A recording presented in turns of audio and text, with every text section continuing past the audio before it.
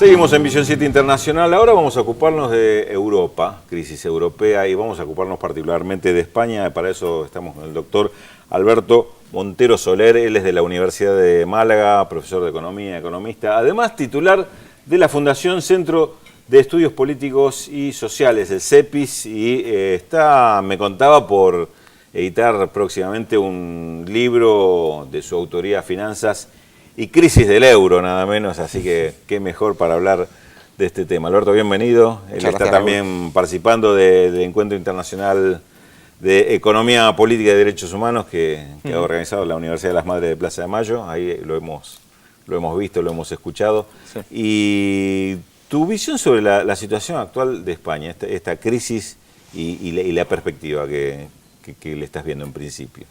Bueno, mi visión viene siendo bastante pesimista desde hace ya bastante tiempo. Yo soy de los economistas pesimistas que hay en España. Sí, te venimos leyendo en esa tónica. Fundamentalmente porque he leído mucho y aprendido mucho en la experiencia latinoamericana, y lo que se está replicando en estos momentos en la crisis europea son las mismas políticas de ajuste que se aplicaron aquí en los años 80. Es decir, Europa vive en estos momentos frente a lo que planteaba Atilio Borón hace un momentito, de que había habido un cambio de época. Nosotros estamos todavía en la época precedente, y el ajuste que se está produciendo es un ajuste marcado claramente por las líneas del consenso de Washington. ¿Qué perspectiva le ves al tema del euro? Es decir,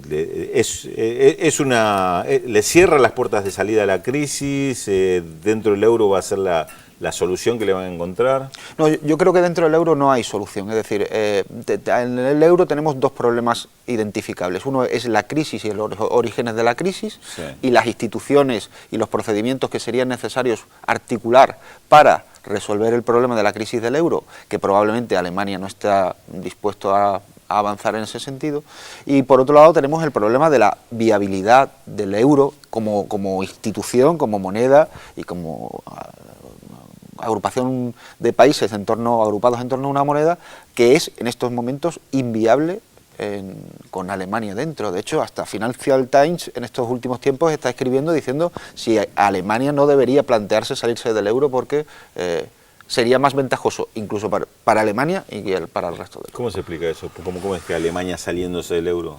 Bueno, pues porque como ventaja para Alemania y para el resto. Básicamente porque Alemania se encuentra en una situación bastante complicada. Hasta ahora se ha mantenido de alguna manera preservada su situación, sí, gracias a el importante superávit comercial que mantiene con el resto de la eurozona.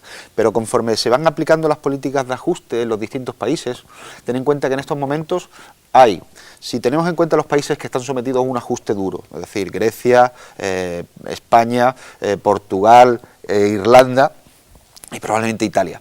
Y si tenemos en cuenta los países que están sometidos a un ajuste blando, Francia, Bélgica y Holanda, lo que tenemos es que el 66% del PIB comunitario está siendo sometido a políticas recesivas.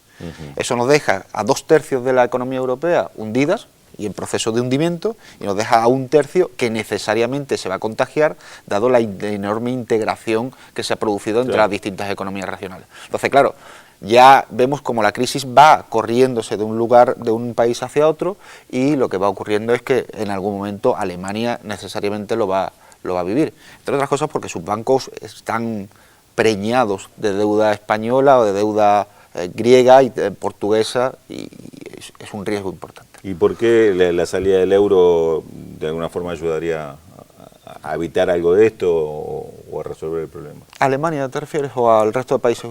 Bueno, al resto de países fundamentalmente porque el problema del euro, el problema de la crisis del euro no es un problema financiero.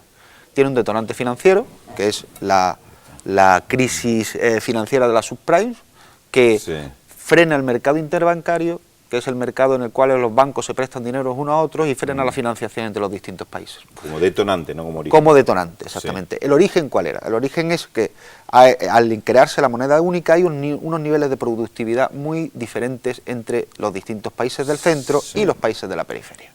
Los países del centro con un alto nivel de productividad, que además se han visto sometidos, especialmente Alemania, durante todo este proceso, a un ajuste salarial muy intenso que ha dejado a gran parte de la población alemana, población trabajadora alemana, en unas condiciones de precariedad y de debilidad salarial muy graves, mientras que los países periféricos partían de una posición de bajos niveles de productividad, con altas tasas de inflación y con unos incrementos en los salarios como consecuencia, entre otras cosas, de que partían de unos niveles menores que los salarios alemanes. Entonces, bueno, durante estos años lo que ha ocurrido es una diferencia entre un acentuamiento de las diferencias entre los países centrales y los países periféricos.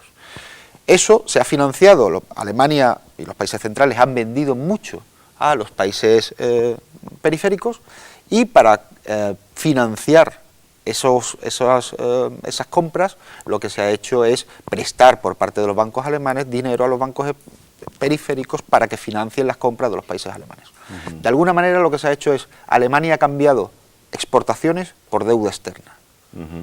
Y nosotros ahora tenemos los problemas de América Latina de los 90. Estamos endeudados. Te autodenominaste como parte de los economistas pesimistas de España. ¿Sos también parte de los indignados de España? Bueno, o mejor dicho, la pregunta es, ¿qué pensás de los indignados, esta reacción, y qué puede dar también como respuesta a toda esta situación? Yo creo que difícilmente en estos momentos hay alguien en España que no esté indignado más allá del gobierno. Si sales de la órbita de allá, donde, bueno, pues yo creo que lo que debe cundir es mucha preocupación, hay un sentimiento de indignación cada vez más visceral, ¿no? Es decir, se están produciendo un incremento de la rabia, de la indignación, de la sensación de impotencia ante lo que está ocurriendo. El problema es cómo canalizar eso, es decir, hacia qué, que no se quede simplemente en la protesta, que ya es mucho, porque venimos de una sociedad donde en los primeros años de la crisis apenas había ningún tipo de respuesta popular a la situación, hasta el 15 de mayo del año pasado, donde se producen las primeras manifestaciones de indignados y demás, y lo que ahora yo creo que el movimiento debe estar pensando debería estar pensando es algún tipo de transformación hacia un instrumento político que te permita operar políticamente y canalizar eso en ese sentido. ¿Y está ocurriendo algo de esto? No, es un proceso, no, porque es una sociedad tremendamente despolitizada, es una sociedad que durante los últimos años ha vivido en una burbuja inmobiliaria donde parecía que todos nos habíamos vuelto ricos y capitalistas, ¿no? En el sentido de que, bueno, la gente se instaló una especie de cultura de la especulación, también muy razonable, es decir, si comprabas un piso que te lo financiaban al 100 o al 120% y además podías vender ese inmueble unos meses más tarde y recuperabas la inversión más una ganancia, pues lo que se ha creado es un espíritu, ha habido mucha conformidad con el sistema, entre otras cosas porque el sistema ha generado muchos beneficios para muchos. Y estamos en el tránsito de desengaño con la situación. Es decir, se está corriendo esa ilusión completamente. Esa sensación de la burbuja. Completamente. Al que parece que no se le están corriendo algunas burbujas es el gobierno de Rajoy. Uno observa, va siguiendo el gobierno de Rajoy, que dice no va a haber rescate para los bancos. O sea, inmediatamente ocurre el rescate de los bancos. No vamos a pedir salvataje, inmediatamente piden el salvataje. Son pocos meses en el gobierno para mostrar tantos tropiezos. ¿Cómo lo están viendo ustedes? No, lo vemos como, bueno, pues era de prever, es decir, Rajoy llega al gobierno simplemente sin hacer ningún tipo de oposición, solo por el desgaste del Partido Socialista y su torpeza en la gestión de la crisis, y al mismo tiempo llega con un programa oculto y con unas declaraciones públicas que se han ido incumpliendo sistemáticamente. No vamos a subir el IVA porque el Partido Socialista decide subir el IVA, y van y suben el IVA. No vamos a hacer lo que tenían, porque entre otras cosas yo creo que España está intervenida desde hace pues fácilmente 1 año y medio, 2 años, en los que la situación de los bancos españoles ha ido forzando a que se vaya aplicando políticas de ajuste sin un salvataje financiero. Es decir, llevamos aplicando las mismas políticas que en Grecia, que en Portugal, sin el rescate financiero. Ahora ya llegamos a un momento de ahogamiento en lo financiero, de que hace falta recursos financieros, y entonces es cuando se va a conceder ese rescate financiero, pero las condicionalidades venían de antes. Todo este cuadro, y ya la última pregunta, Alberto Montero, es digamos que es una situación extremadamente explosiva porque se insiste en echarle más combustible al fuego.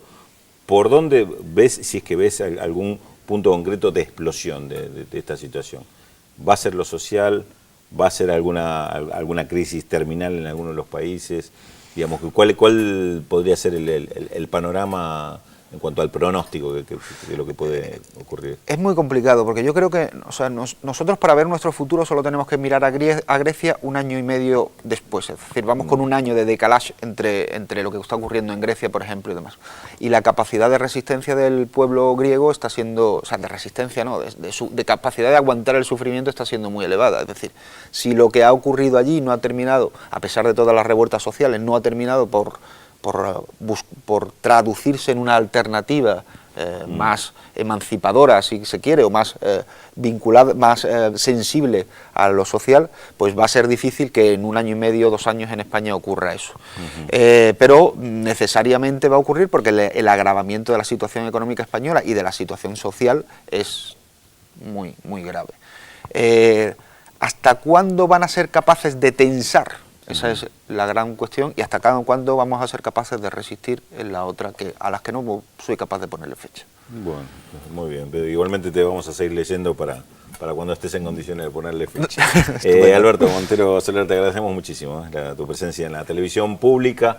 Quédate con nosotros un minutito más mientras escuchamos a nuestro compañero Félix Taylor con los mensajes. Tenemos muchos mensajes, pero además les recordamos a los televidentes que estamos un minutito más después de las 2 de la tarde. No nos vamos a las 12, atención.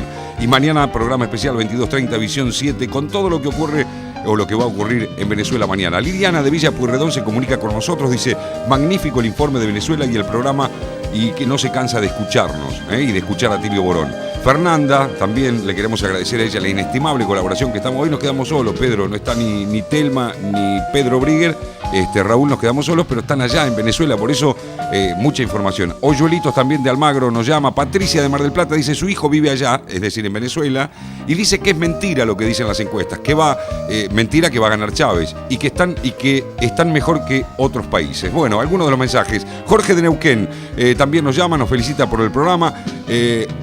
Muchísima gente de Uruguay. Jorge de Capital dice que es hincha del programa. Carlos de Plátanos también y su familia viven en Uruguay y son fanáticos y se llaman y se dicen: ¿viste lo que dijo Atilio Borón? ¡Oh, qué bárbaro! Bueno, 0800 444 1777 4535 0709. Hay muchísimo programa, mucho más. Y por supuesto la incógnita, que están acertando mucho. Me tenemos que poner más difíciles.